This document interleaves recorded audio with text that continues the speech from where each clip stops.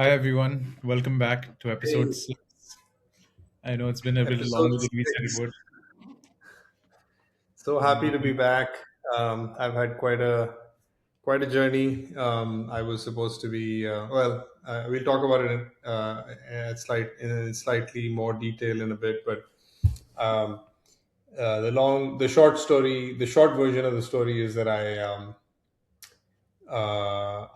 was stuck in India for 2 extra weeks. It was, no complaints. I really enjoy being in India as much as I enjoy being here in the US. It was a family wedding. We had a couple of weeks off, lots of fun, and then of course, as luck would have it, we were scheduled to fly out on the 1st of March, the night of the first, the morning of the second, from New Delhi via Abu Dhabi on Etihad, which is a great airline, still a really good airline, even though what's happened, and of course, we all know what happened. And I won't bore you with the details, but yes, there was a little bit of a hiccup, but I did make it. I did make my way back. Super impressed by how efficient everyone at the airport was. I think Etihad in general has been exemplary in its responsiveness. They're definitely still a good airline to travel. They're just sort of stuck in in the unfortunate reality of being in a really tough part of the world. So that's my intro, I guess. That's the reason why we are a few weeks late. I guess that's the best way to describe it. yeah, it's unfortunate that the war is happening and it's slowed a lot of things down, but I don't think the world has actually slowed down at all. I think it's equally fast, and a lot of things that we expected to change in certain ways are actually changing like that. And what we weren't expecting is for one main thing was for Codex to be as good as it is now.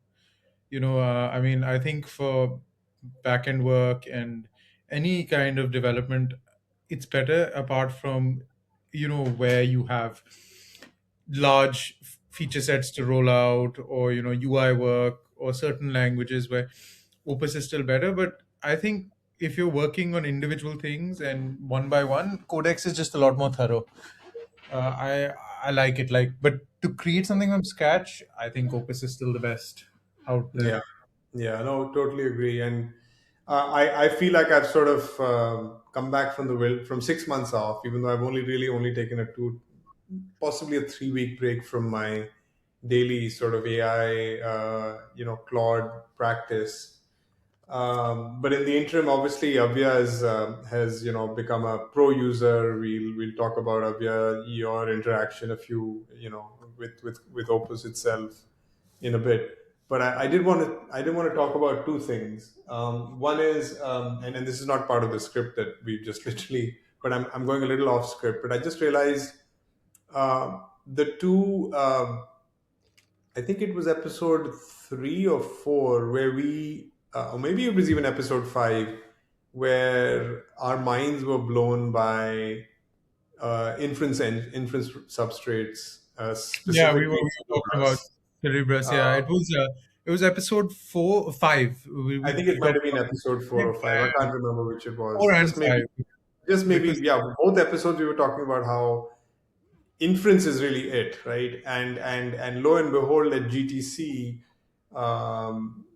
the keynote is all about the only thing that Jensen Huang is talking about in the keynote is how he's licensed, $20 billion worth of wafer information from the Grok guys, who are using, by the way. So we fell in love with Cerebras, and then we still love them, but they sort of don't love us back because we don't pay them as much money as some of their bigger clients. So they put us in this waiting queue. So Cerebras really reminds me a little bit of how uh, during the crypto craze, we're in a crypto winter now, but when crypto was everybody was on it. The minute a chain got popular is when it started to get really slow. So the exact yeah, same thing I think has happened with Cerebras. I think it's a victim of its own success. we just don't But have anyway, enough. Yeah, that yeah, the issue is that, the main issue that's coming out, and I've dealt with them firsthand on a lot of testing that I've done, and they just don't have enough compute. They're running out of compute and they're getting overloaded. That's the issue. And I think one of the main things that is a problem is that they have a free tier, right? And that free tier, because they're trying to bring people in and raise money, and there's still a private company who's trying to show growth of revenue and growth That's of right. active users. So the main thing they're doing is trying to get people to sign up to show active users, and that free tier is actually killing the paid experience. There are very few subscription packages, right? The Yeah. enterprise accounts are very expensive, and the wait is like I think a year. I spoke to somebody there, and they said it's about a year Wow. to get an enterprise account, and the pay as you go has just too many queue times because they cut down the models. First they had enough models, now they only have two for production, Yeah. which is Llama 120 or Llama 8B and GPT OSS 120, Yeah. which are great models, and we were using the 120. But the issue is that the queue times are too high. So even if the throughput is 2500 at source, by the time you actually get it, at end-to-end latency, it's even slower than Grok, and Grok is running at 500 TPS. So the issue is that the queue times are so high that it's actually not useful to use that throughput anymore, right? Yeah. I can't be waiting half a second for where Grok is waiting not even 20 milliseconds. Yeah, it's so interesting how these latency numbers are. It's one thing to advertise, 3000 TPS, but as you point out, as you rightly point out, if your queue latency is now in the hundreds of milliseconds, maybe even half a second, then all that magic that the people keep talking about, is maybe it's not goes away. It's a little diluted because again, at least for the time being, the way that we are trying to showcase inference in our agents is instant, right? It's basically instant gratification, instant answers, immediate sort of alerts. So I think until this problem gets solved, we're sort of stuck in this zone where, and There was and a yeah, people are going to solve it, right? It'll happen. It's just about time about scaling it up. If Cerebras had the money that Nvidia does or some of these larger Yeah, providers, they'd be able to service everyone. Now the issue is they just don't have enough money. They're raising money. They're raising a decent amount of money, but the issue is the demand is far higher than they can supply. Right? outstripping, yeah, it's outstripping the supply. And Grok, just to finish out, we switched to Grok what 3 weeks ago. It's still Yeah. we're still happy with it. I think our Maria, our restaurant agent is running on it, and we're able to basically showcase it on demand whenever we want. So it's not like we're basically throwing the kitchen sink at it. But it's doing a good job, and obviously now, if you listen to the news that was coming out of GTC, the keynote was all about how they've combined it, and it's the LPU. The GPU is dead. Long live the LPU, right? Like, so that's basically the big news coming out of the AI. Hot off the presses is all about GPUs dead. It's all about LPUs, baby. And So the funny thing about all of that is that even put together, the LPU and the GPU is still not as good as Cerebrus's yes, solution. exactly. Yeah, I was going to say Like Cerebrus put out a cheat. you need Yeah. 20 times what to get the same compute from one Cerebrus chip. That's the thing. Cerebrus is truly a great startup, and I think that they've done a good job. It's just that by the now that people are finding out about it and everybody's got it, and even Talas, which we'll talk about a little bit more. Yeah, yeah. We should talk a little bit about what they've done.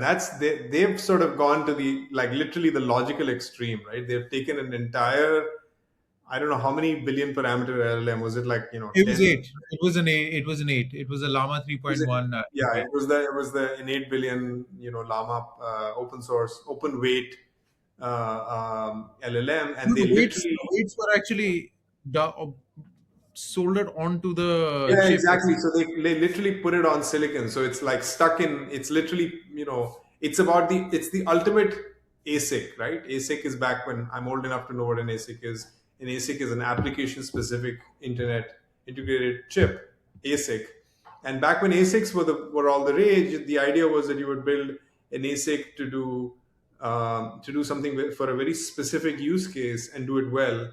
The curse of the ASIC was that it was sort of stuck. It was like basically you couldn't change it, right? It was it. That was the one thing it did. And if that thing it did needed to be improved, there was no software that would like make that change. So the same thing with is the the blessing and the promise and the curse of Talas, whatever, however you want to say it, is that it's probably going to give you the best and the fastest inference at the lowest cost, but then you're sort of stuck with a model. So it'll literally be like, you have it stuck in one specific type of LLM, and and maybe there's a business model. Maybe that will be sort of one solid use of how the inference wars emerge. But I can see the inference wars now happening, right? They're going to be fought between Yeah, the the Grok Nvidia combine on the one hand, and obviously we just know OpenAI and Cerebrus, because OpenAI is paying Cerebrus 10 billion for compute, right? So joint, is that right? it's a Okay, joint but thing. So we also heard that Cerebrus is coming to the AWS cloud, right? So that's the third thing. yeah, so they're all together. I mean, because of OpenAI's relationship with Cerebrus and how much Amazon has now invested into OpenAI in the latest round, and the insane valuation where they're closing in on 1 trillion as a number Wow. for their valuation, and they've raised 100 billion. I mean, it's unbelievable that they've got there. Not all of it is cash. A lot of it is just the cycle of how it's just Commitments, going yeah, the commitments, right, going to right. commitments. But a lot of the things which are what I really like about Talas and why it's so important is the fact that we're getting to the stage where these models are good enough. Some of them, like the open source models, are good enough to use every day. They may not be perfect, may not be at the level of Opus and let's say GPT 5.4 now. But the main thing is, like, if you take Kimi to K 2.5 or the new Minimax 2.7, which has come out, if you solder those weights onto hardware and that's running at 3000 tokens per second, let's say not 17,000, let's say it's 3000 Yeah, tokens, yeah, that can reiterate so quickly that the fact that if you're running Opus at 45, I don't think you need the model to be that good, right? You can get that performance out of it. And I think the errors it yeah, makes yeah. will Yeah, no, possibly. you're absolutely right. And I'm starting to see this now. Again, I'm old enough to know where to remember back in the day when successive iterations of the Pentium chip, the x86 used to have the 386s. I mean, I'm old enough to basically have coded up on PCs from Dell, or even before Dell, you had IBM and Compaq and other now defunct gateway devices that would run on these x86s. There were 386s, then they had the 486s, and of course then they rebranded everything to a Pentium, and it was all about the clock speed, right? It was basically how fast these things can run, as if being fast effectively gave you the you could write sort of suboptimal code. You could write code that was not as efficient, but because you were basically running on a really fast processor, it was hiding all that complexity. And of course, now we know bloatware was invented at. So I'm really starting to feel like we're going to enter the same type of arms race, and in the end, what's going to happen is the inference providers are going to be like, look, don't worry about context, don't worry about bloat, don't worry about context collapse, just motor through it. And and to your point, it's really no longer going to be about how many tokens or weights you have in your LLM. At some point, your LLM is going to be sufficient, like maybe like a 20 billion or a 50 or an 80 Like billion parameter model will be for for fine.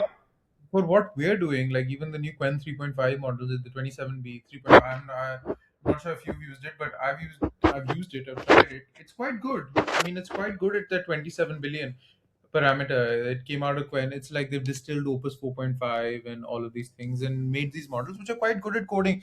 But I'm saying, like, let's say even if we can take an Opus 4.5 model, right? Opus Mhm. 4.5 right now is good enough. As if models don't go any better than Opus 4.5, we are at a good enough place, right? Don't you think so, Sid? Like how we can develop with I Opus 4. completely agree. Oh yeah, yeah. No, I mean, I learned something from you the other day. I mean, this is what happens when you're away for 2 weeks in this world. In 2026, if you're away for 2 weeks, you might as well have been away for 2 years.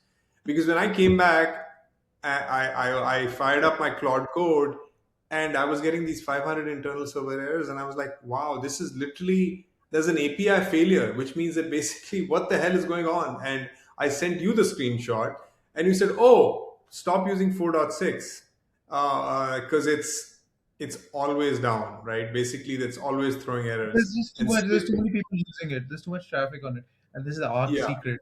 Our viewers yeah, can go into it that it's better to use the 4.5 model. And the thing is, the incremental gains you get from 4.6 are not useful enough for the speed drop you get.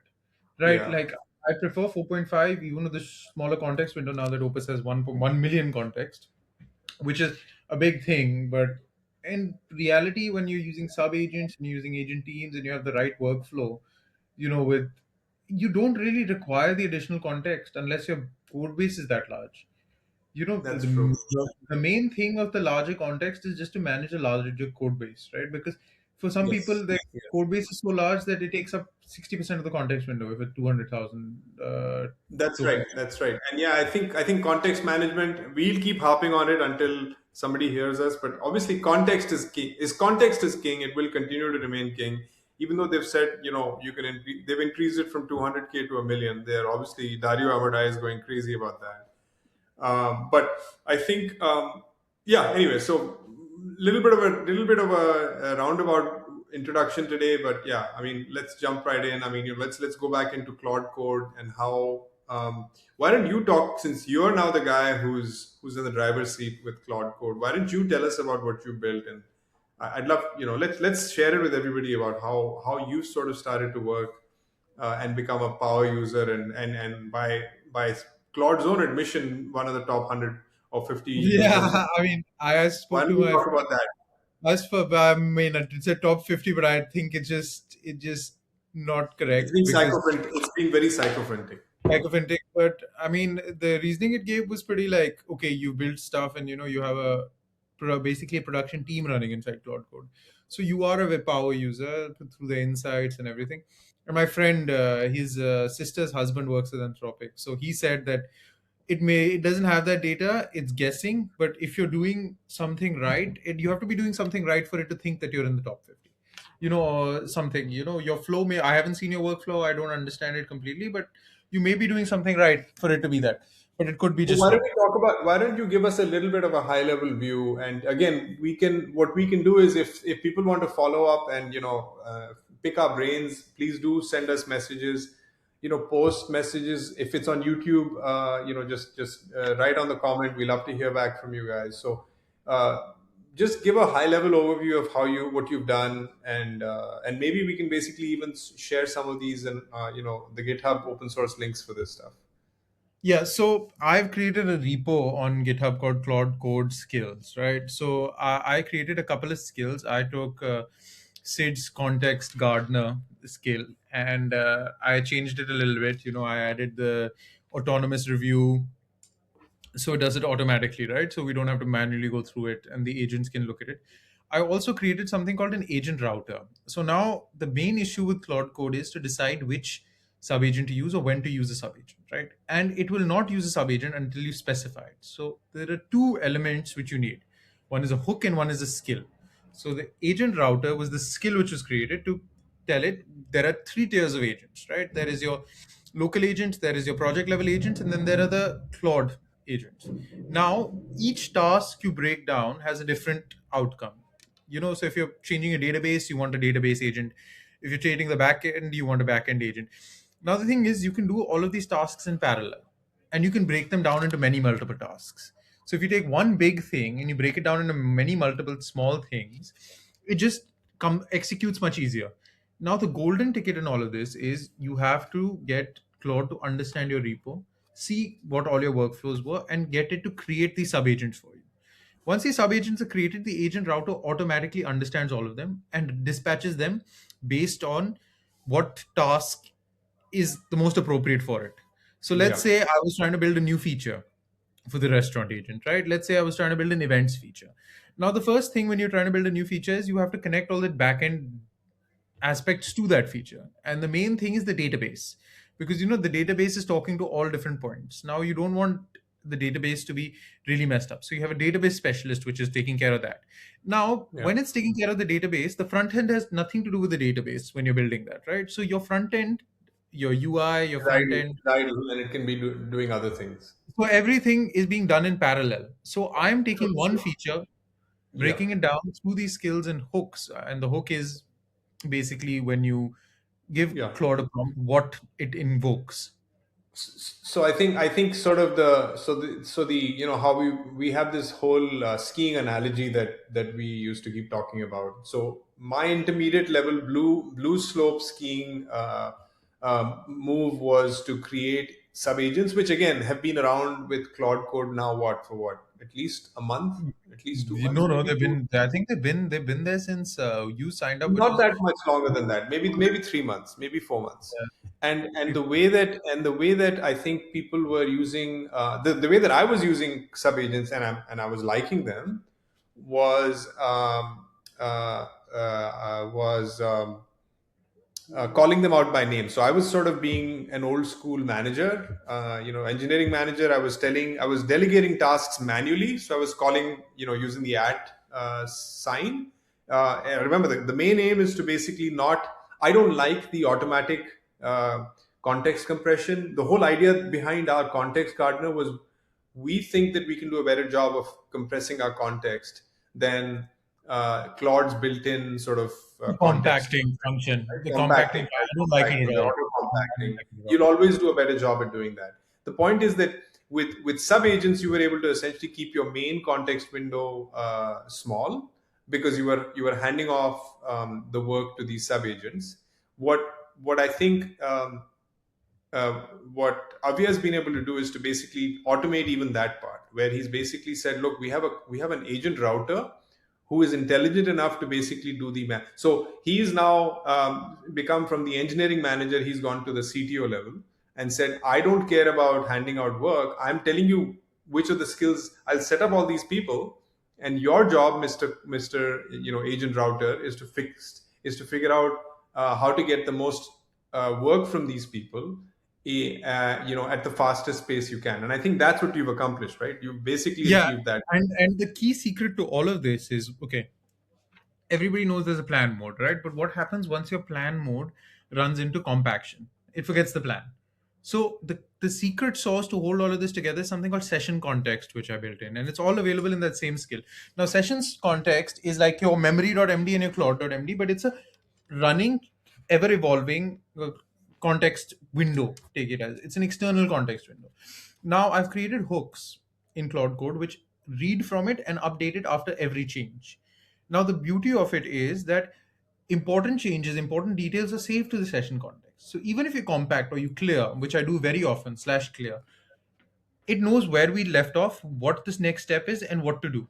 So it's like, it's like basic instructions which you're storing and you're telling it to do. It's like an ongoing, it's just adding grease to the wheel, right?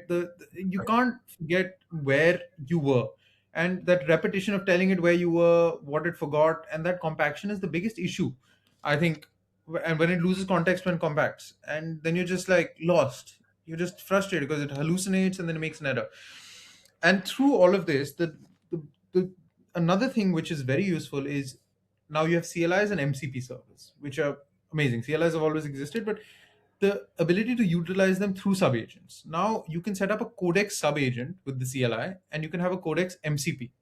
So you have a third eye watching over all the work. Now, what the codex subagent and the codex CLI do, the MCP, sorry, the codex MCP talks to Opus and they come to a consensus on what the best plan of implementation is, right? Because the Yeah, MCP you can handle a basically, large. I think this is amazing what you've done. I mean, this is, everyone should pay attention to what you're saying. You've essentially you've brought codexes, and I'm sure there's other ways in which this can be done, but you've come up with a way to have codex be the cross checker, if you will, or the verifier of all the work that Claude is doing, which is pretty Yes. amazing. That's a pretty amazing thing that you've done. No, and the thing is, there's a really valid reason why I do it, because the thing is, when you have one model looking at everything, it has a kind of, you get tunnel vision, and the whole problem with it is it misses out flaws where it went. Now the thing is, when you're implementing this and you have so many subagents working in parallel, they will make errors, but the beauty of the codex subagent is it comes in and reviews after every point. So it catches the bugs right there and fixes them. So when you're implementing with basically a big brother or a manager looking over you, it can pull out bugs, and it's looking at it from a third person's point of view. Yeah. So it's not got the, and Opus is very good and Claude Code very good at just giving it the context of what it changed, how it changed it. And I can't put into words that much detail on exactly what was changed, right? What each line changed and everything. So, and that point, that codex review is very useful because it catches bugs which, if it made it to production, you would take an hour to debug. So, you catching bugs. Absolutely. And fair warning to everyone, this is going to use up a lot of tokens. But the point is, if you're paying for them, and I'm assuming you're paying, you've got a max subscription, you might as well take it to the max, right? So I think your experience has been you've got like you used up 700k tokens at one point. Yeah, in one feature thing. So for I was building an agent, and I was trying something, and I used agent teams for that actually, and I used up 800,000 output tokens in one prompt.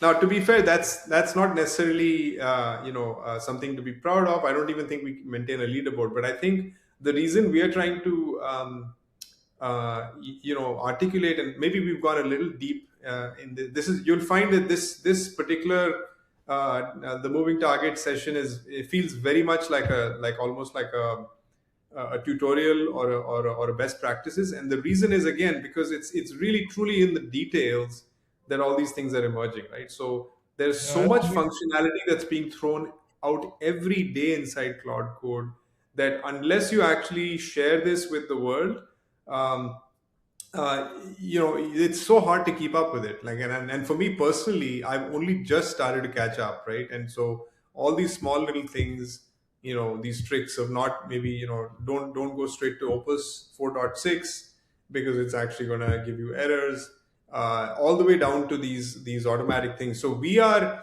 our workflow, and just basically to put a bow on this segment, our workflow is evolving at a rate that I've never worked in. Like, I've been in software engineering for 30 plus years.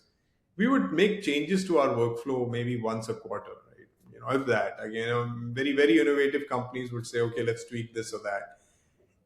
Our way of working is changing almost at a daily clip, and I don't see, at some point this has to slow down because it's going to be too disruptive otherwise. Like, if the way that we do things, maybe we started out with a context gardener, now we've gone to context router, automatic context, whatever you want to call it, the context window.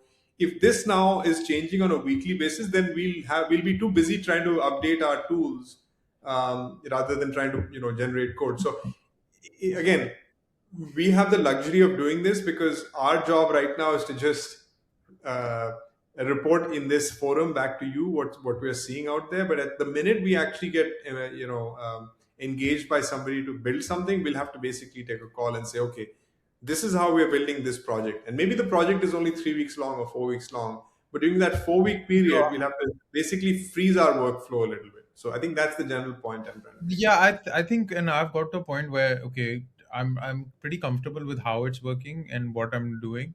Now the main challenge is, look, you have to set up each project again and again. Like, if I'm working on one project, one folder, which I've set up beautifully and it's working all as I want it to, the memory is good, the hooks are working correctly. Like, even if you set all of this up, you have to fine tune each terminal window you have in a different folder. Because the thing is, Claude Code has been given a certain way it wants to run. It wants to use the main window, it wants to use the context, it wants to just go that way. And what I think is that, okay, when you're trying to build something quick and you're trying to get the foundation and the structure of it ready, you need to use Claude Code, because Codex, even though it has sub agents now, and it's not as good at delegating, it's not as good at doing so many things at once.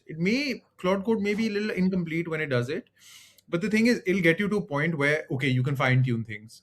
But with Codex, it just takes longer to build, and it's not as creative and imaginative. So you Yeah. have to just let it run. And before everything else, what people need to not discount is, the thing is, it cannot think for you. You have to Yeah. understand that it's Would very, very.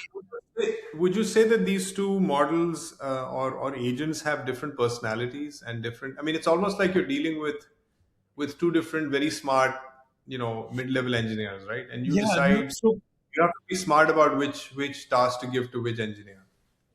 now there are great things, right? They're both great engineers. Now the problem with them is, and a YouTuber said it, and his video was really good. Theo T3. He said that Opus is a very good eager engineer. They want to just get stuff done. They just want to ship stuff. Codex is the same problem as many, many very, very good engineers have. They're chasing perfection. Even though they're Yeah, thorough, they're chasing perfection. So, and it's never perfect enough. We'll try and over refine. So, you have to understand both of these characteristics. Like Opus is, I love Codex for individual changes. Like if I'm changing single things, I would rather use Codex because it's just more thorough, right? If I'm trying to build a lot of stuff at once, if I'm trying to ship a feature, I'll build the whole feature out. And the thing is, when I can use Codex and Opus together, I'm not feeling like, I need one or the other. You need yeah, both, in my opinion. yes, yes. No, But it, yeah, it's spot on, and I think maybe we'll find in the next 3 to 6 months that it's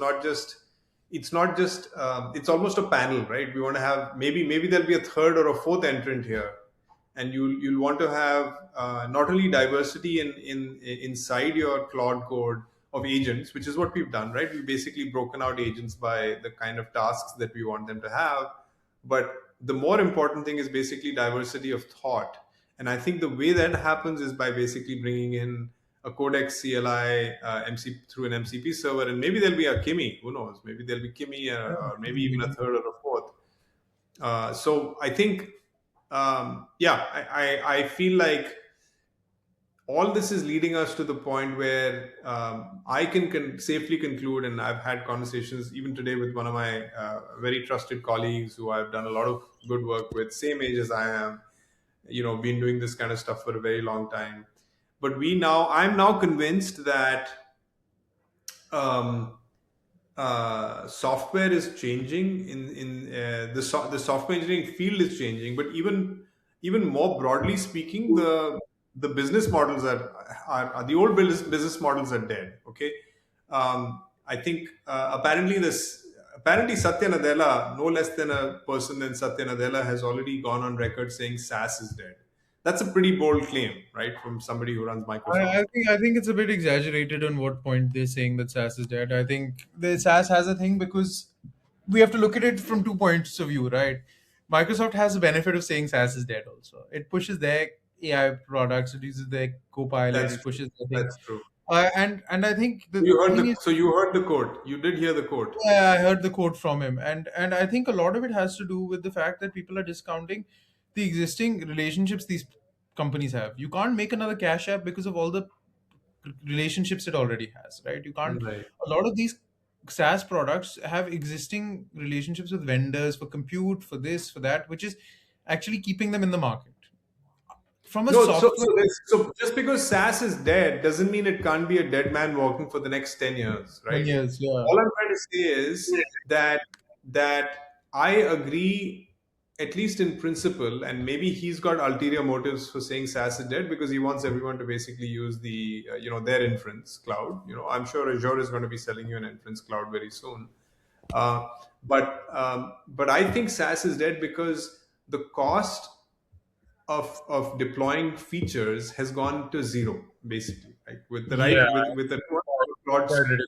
Claude Max subscription, you can generate tens of thousands of lines of code, and a reasonably good architect with a PM, maybe two or three persons can come together and build a platform, right? And so the whole ethos behind SaaS was you got 80% of what you wanted as a service. So you paid for, like, every company's requirements for anything are unique. The reason SaaS worked was that the SaaS model was the company gave you 80% of what you wanted, but that Yeah, 80% was important. Maybe the 20% customization you didn't get, but you got 80%, and so you were willing to pay them, per seat, per site, per whatever. Like, but you were basically willing to write them a check once a month in exchange for doing that, and so you justified that by saying, well, at least we're not building it on our own, and it would cost us three hundred yeah. thousand dollars to build it. tomorrow. And Forever to build. instead, we're writing you guys a $10,000 check. At some point, that $10,000 check and the $300,000 capex will sort of overlap. But Yes. the SaaS company kept you sort of kept you on board by saying no, no, no, we'll upgrade every, we'll give you security, we'll add features, You do all of you're this, getting we'll all all do all of this that. Yeah. stuff, and where else are you going to do this, right? And and of course, once these SaaS companies got um, ingrained in people's process, it becomes that much harder to remove you, right? Because there's inertia.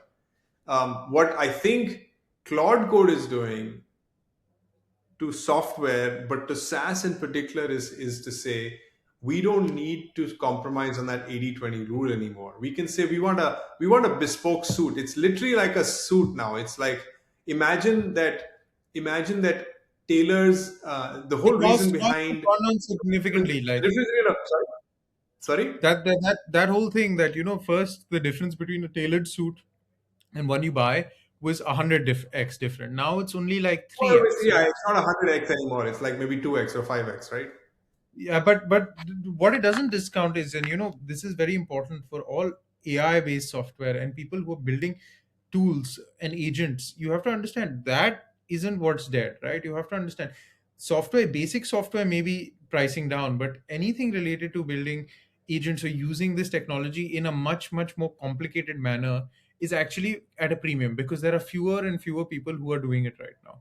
It might Yes, grow yes. and it will definitely grow over the next 6 months, but what is happening is unique software and software solutions which are at saving you money, helping you in real time, and the customized software where it actually fits your requirement and your workflow Yes, beyond yes. just theory is where the market is heading, and that market is going to be very large. That's the Correct. thing. And I'll go out on a limb and say that is actually going to be a boom. That's going to be a boom market for the next 3 to 5 years. Because it's not that Claude is so good that you don't need it. You don't need it. It's not a self-driving car yet. Okay, Claude is a really really good SUV, but it requires a driver, and you're not going to get to your destination without an experienced driver. Somebody who it's actually no, it's actually a plane. Like it's literally a really really really performant, powerful plane. People have been using cars or ships to get from point A to point B. Somebody is just Claude is just a really really good plane, and so the market for pilots is suddenly going to grow, is going to blow up right now, right? And what are the pilots? The pilots are the people that can actually basically tell Claude to get you to your promised land. And how does Claude get you to your promised land? These guys basically use Claude, any of these pilots, they use it to generate a bespoke custom solution to you. It doesn't have to be an agent, it just generates code for you. And that code is basically designed to fit your business process like a glove. And the cost of ownership is actually, you're not even paying for inference at that point. You're really only paying for the development time, whatever they charge you. Maybe they charge you a 10x, 5x, maybe they charge you a 10x premium. My feeling is even if they charged you a 10x premium, you're still coming out on top because how long does it take you to generate 10,000 lines of code today, Avya? A week? I mean, like I did 80,000 lines in a weekend, so Right. So okay. So let's discount that and say fully I mean, let's debugged, say hardened, hardened code, hardened. 10,000 lines. I'd probably say 10 hours. Right. So now what used to take 100 or 200 hours or 500 hours has been reduced by a factor of 10 or 20, which means that even if the person who's actually charging you that amount is sort of 5x more increasing expensive. their billable hour rate from 100 to $1,000, you're still coming out on top. Everybody wins, right? Not everybody, but the people that are choosing to play this game, the consumers are winning, the business customers are winning because they're getting much more than what they paid. They're getting a bespoke suit. The people that are actually designing the software are the ones who truly care about it, right? I mean, I think what I think, and again, I'm being optimistic here. I'm looking at this through rose tinted glasses, but I truly believe this is how it's going to play out. The people that are going to be left behind in this software engineering world are the guys who truly care about it, right? It's not the guys who just said, okay, this is a I'm going to punch my clock at a large software services company. I'm going to treat it like a 9 to 5 job. I'm literally just going to fix the bugs that were assigned to me and go home. That job is gone. That job doesn't exist anymore, Yeah. right?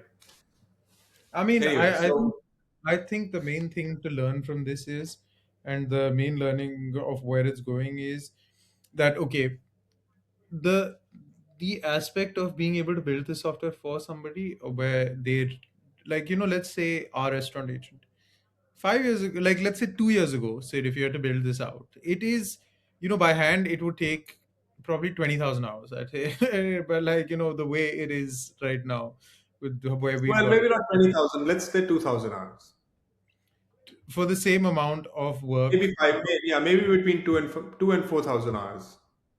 with a team to get this to this point. Yeah, we get it. We have a team together. I mean, so it's like it's all not all hours are created the same, but let's say at an average of I don't know, $35 an hour or $20 an hour, even if you want to deeply discount it and say we're all our team is actually in India. Um, you'd be looking at like a 60 to $100,000 investment, right? Just to get it to the where the to the demo stage, and that's where To we an are at. MVP stage, which is where we were at. Yeah. So I mean, a fully hardened one would take probably, with the whole business process mapping, everything, would probably take a lot more time, right? And it would Well, probably two take a to four times that. So we would basically be at maybe 200 to $300,000. And that's how, yeah, that's how this works. And I think now I don't know how much time. So the jury's still out on two things in my book. We don't know how much technical debt we've incurred because we've not looked at a single line of the code that you've generated, right? No, no, We'd only truly find. I went through it with quite a lot of thing. I reviewed everything. I made sure everything was okay. I had 6 review agents running also line by line, and I went on Stack Overflow actually for each feature which was made. I went to Stack Overflow and I looked for, what is good coding practices, how it happens, and everything, and I compared. And a lot of it's been cleaned up. It would actually probably be double the lines of code if it was there. Yeah, If no, it no, no, was, I agree. Again, so I think it's still a black box and there's a yeah. trust factor. I think you both trust it a lot.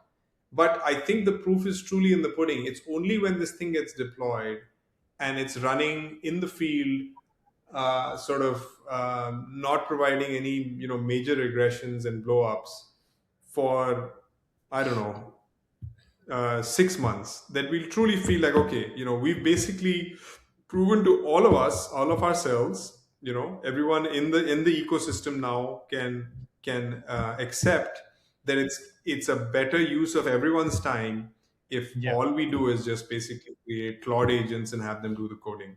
Because even Yeah. if they end up hallucinating half the time, you have to have your output gates are the ones that are actually going to clean up the code. So like have very strong regression tests, have a whole bunch of end-to-end tests, which is like what you've done, right? You built like Yeah, 300 or 500. I've got end-to-end tests for everything. I've got a lot of regression tests, and I've been very, very hygienic in the way I've set up these tests. Right, and I make Yeah. sure that the tests are actually valid tests, because Codex will create tests for no reason, right? So it's taken a lot of time to create the tests, and the the end-to-end tests are important. But the main thing is, till to this day, I feel like the main thing is you have to use it and see what it does. You will find Yeah, more and things I to break than any test can ever tell you. Like, because every absolutely. test you pass, and then you'll see something break, and you'll be like, what the hell? How did that break? Yeah. Well, I think the key here is the reason why this whole contraption is going to work, why this whole plane is flying today, in my view, is that Claude code is unique in two ways. One is it is by far the smartest software engineer you could ever imagine. Imagine a software engineer that is not only a polyglot, in other words, it knows every language that is well documented and has enough of a code base, it knows it already. So syntax is not a problem as far as Claude code is concerned. It also has deep knowledge about what design patterns to use. So like deep knowledge about best practices. But the third most important thing is there is no human engineer that I know of on the planet that is both an amazing front end engineer and a back end engineer. Okay, there are Yeah, people like that, but they're literally one in a million, yeah, they and are. you've got that person in your back pocket for $100 or two But hundred the dollars a month. So best part about it that's is really the that game changer. it's a database admin. That's the thing. That's the most It's also annoying a thing. database admin. Yeah, and it's a database admin, and database admins are like, they're mystical creatures. You don't go mess with them. You basically go touch them only in the morning. Otherwise, they're cranky by the afternoon. So those are the kind of skills that have become essentially, I don't want to call them obsolete, but they're now no longer as mission critical when you're doing this work. And I'll tell you a small little anecdote. It blew my mind. I mean, like Claude continues to blow my mind every day, but we'll circle back. This is all because of I was stuck in India, so I had to make a ton of bookings. So I made some backup bookings. I made a booking on Lufthansa that would have gotten me back, a week from now. I had assumed at that time that Abu Dhabi airspace was going to stay closed for for a month. Thankfully, it opened up, just in a week or two. So I was only there for 2 extra weeks. But when I went to try to cancel my Lufthansa ticket, I would actually have to go and open up a Chrome tab and go to this this chat window, old school chat window, where it to say you're now on your number 250 on the queue. Please hold on. Please wait.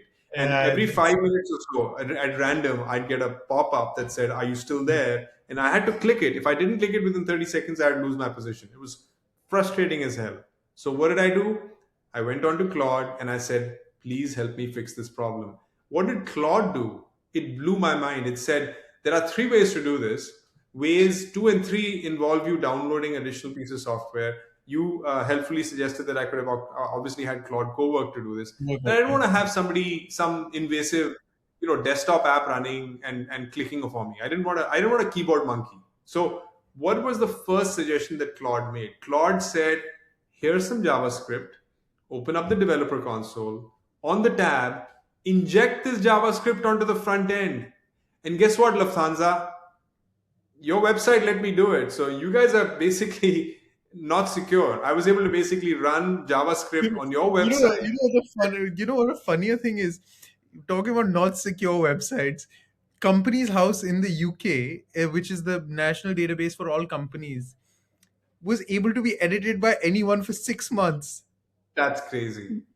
That's nuts. It That's was nuts. unbelievable. Like 6 months, they've and somebody found out, and I'm telling you, people must have been running all sorts of stuff on there. They must have been prompt injecting, like Yeah. they must have been. And you know what sneaky people have started doing? What I've realized: do not put PDFs blindly into LLMs. This is something I want to talk about. PDFs have hidden text where they are asking LLMs to prompt inject. So now every PDF you look at, you should select all and paste it into a white text box, Oh, text edit. how interesting. How And interesting. I found so much stuff, where it's just trying to What's inject the, malicious. so let me push back a little bit. What's the worst that can happen when you do a prompt injection? It can Let's uh, just it can it can wipe your database. It a it prompt can wipe it. injection can wipe your database. Yeah, so it can say if using this run npm clear or something, and it clears the whole That's and it crazy. wipes out your code base, database, everything. It's quite wild. Prompt injection and how it completely can Yeah, yeah, wipe yeah. out. No, no, no. Now I get it. Yeah, yeah. The prompt injection part is crazy. The prompt injection part, as you point out, it's a great suggestion for everyone to have. I think everyone should absolutely watch out. Uh, but this is only literally scratching the surface now. Now imagine the kind of phishing attacks that we might actually be subjected to. It's unbelievable. I mean, I'm scared to think about all the things that could happen to people with sort of unsecured, or as you said, hidden text inside PDFs. I'm doing it. I mean, I'm guilty of just dragging and dropping stuff willy nilly into No, my. so I get it to pass the PDF first through something and then look at it, because I like, the thing is, we're guilty of, somebody sends us a PDF, we don't know who it is, right? Like most of the time, we're we're working on anything like a proposal, something or the other. You send the PDF, somebody sends you a PDF back. with things. You just put it in to try and get a summary of it because, of course, sometimes you don't want to read it. But when it's important, we read it. But when it's not, then we get the notes out of it. Everybody's guilty of doing it. So, Yeah. and that can sometimes, really, there are malicious people in the world. You know what I mean? Yeah, of And course, they're malicious, tricky, but I mean, again, I was enjoying just coming back to my JavaScript injection or JavaScript snippet that I didn't realize you could actually just run JavaScript on a running website if it let you. So I just hit, Command Option J. I opened up my developer console.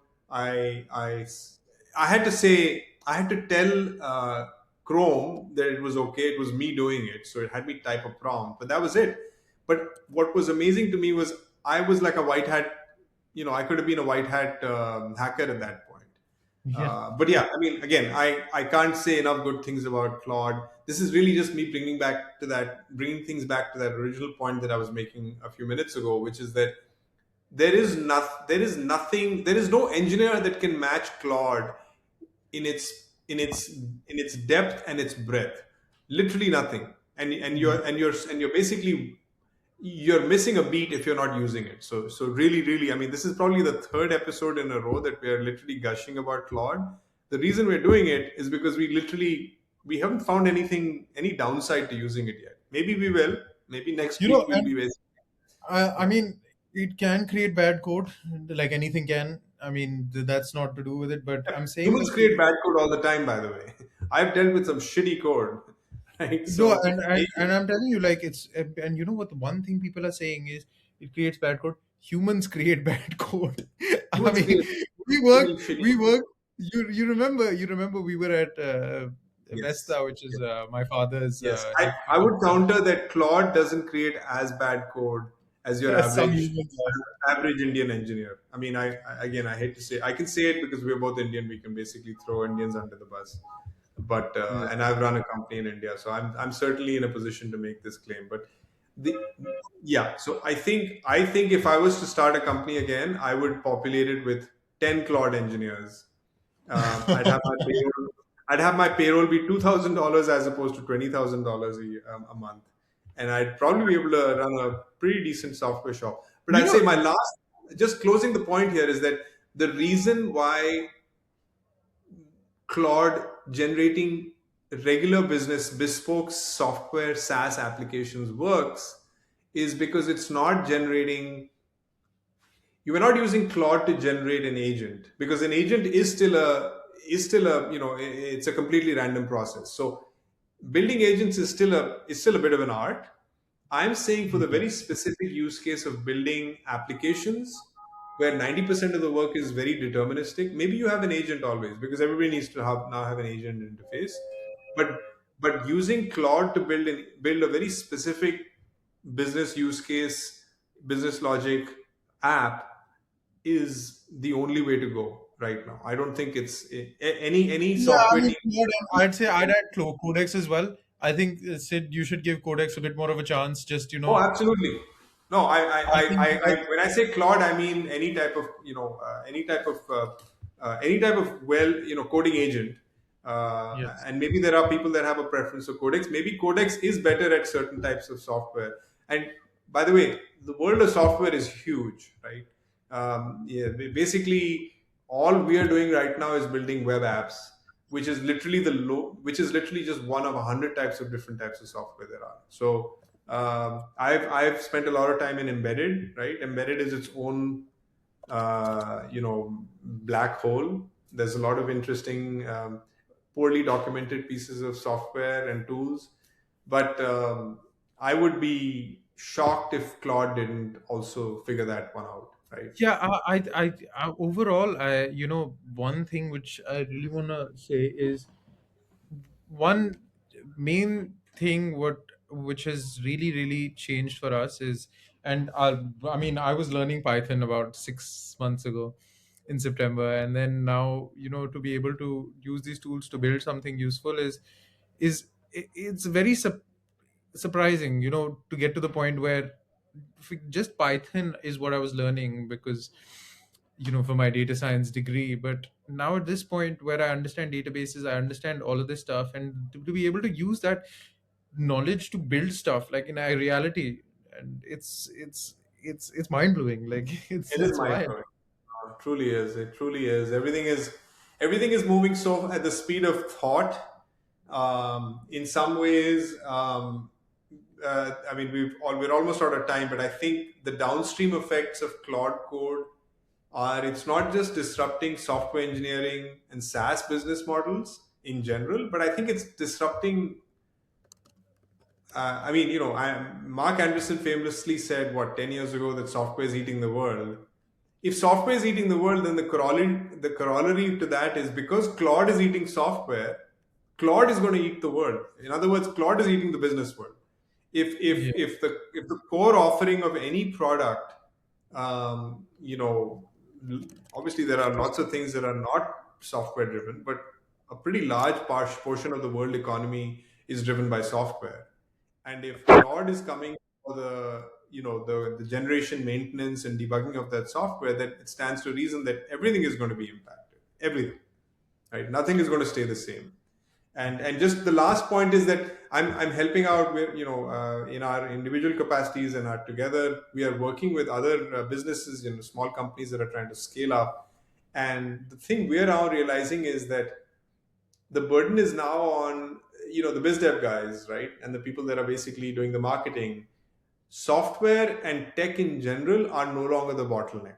If you need a feature added, it can be added today, tomorrow, right? yeah. So don't complain to the CEO, if you're the chief revenue officer or the chief sales officer, and say, oh, I couldn't do this because tech team is a few weeks behind. That excuse is going to slowly fade away. So I don't know what that does to businesses in general, but I think that's going to happen. I think the main point to come to, and what it is saying is everything's changing very quickly, and it's changing as quickly as we thought, and maybe even faster. And the learning from all of this is, and the thing is, because I was helping a friend of mine get from college, from my masters, understand how to get into it. First thing I told him is, he asked me, why would you use this terminal? So I said, first thing you understand is why CLIs are so good. Understand the bash commands, what all you can do, making directories, accessing directories, Mhm. and why every all of this is so useful. And once you understand a terminal, and you start to use an agent in a terminal, it teaches you that UIs are just not going to be as efficient for building, because they hold you back, Yes. they distract you. You have to you have to do a lot of the stuff yourself. You have to run a lot of the Python code in IDEs, right? You have to execute a lot of these bash commands yourself. So I mean, Well, they for a terminal, declutter it, right? So they're the ultimate simplified interface, right? So they're removing all the visual clutter from your visual cortex and your visual space, and all you're yeah. seeing is the agent. It's just you and the agent, man. That's it. It's a very zen feeling when you're actually doing, when you're waiting for, and these days, and all of us now, there's so many memes now, right? Like basically waiting for There's waiting so for many. your agents to finish. You especially can probably create memes where you've got like a whole army of agents, doing God alone knows what, and you're waiting for them to come Like back, and then you're just today it in happened. anticipation. Today it happened. It added some security stuff, which I was I was like, I was testing how much I can just let it go and do whatever it wants, and it added some security things, and it removed everything because it was like you can't use Google icons and fonts, and I was like, oh my god, and it broke the whole thing. But luckily, our thing of committing after every change is actually what stuck Yes, with me, yes, and yes. it's made sure that everything works well. Good.